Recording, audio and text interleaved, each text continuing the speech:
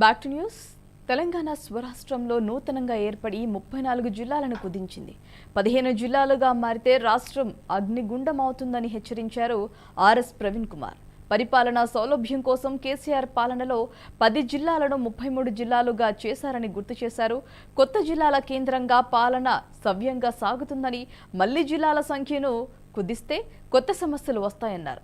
4 జిల్లాలుగా ఉన్న ఉమ్మడి పాలమూరును 2 జిల్లాలుగా మార్చే అవకాశం ఉందని, ఇదే జరిగితే జోగులాంబ గద్వాలను మహబూబ్నగర్ జిల్లాలో, వనపర్తి నాగర్కర్నూలు జిల్లాలో కలిపే అవకాశం ఉందన్నారు ఆర్ఎస్ ప్రవీణ్.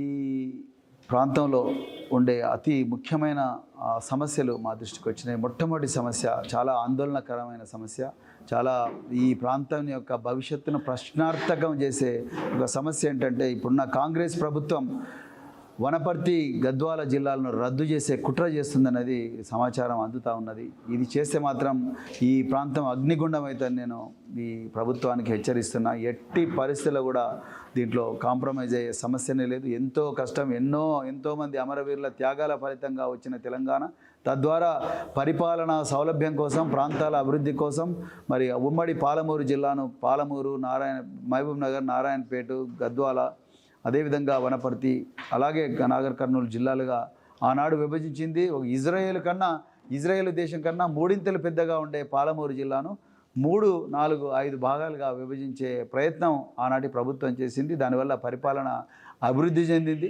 ప్రజలకు అధికారులు అందుబాటులో వచ్చారు. తర్వాత తద్వారా ఆ ప్రాంతం యొక్క ఆర్థిక వ్యవస్థ బాగుపడ్డది. కానీ ఇవాళ మరి కాంగ్రెస్ ప్రభుత్వం, రేవంత్ రెడ్డి ప్రభుత్వం ఈ ప్రాంతంలో ఉండే వనపర్తి, అదేవిధంగా జోగులాంబ గద్వాల జిల్లాను రద్దు చేసి జోగులాంబ గద్వాల జిల్లాను మహబూబ్నగర్లో కలపడం, అదేవిధంగా వనపర్తిని తీసుకొచ్చి నాగర్ కర్నూలు జిల్లాలో కలుపుతున్నారన్న ఒక వార్తలు వస్తున్నాయి. ఇది జరిగితే మాత్రం ఈ ప్రాంతం అంతా అగ్నిగుండం అవుతుంది.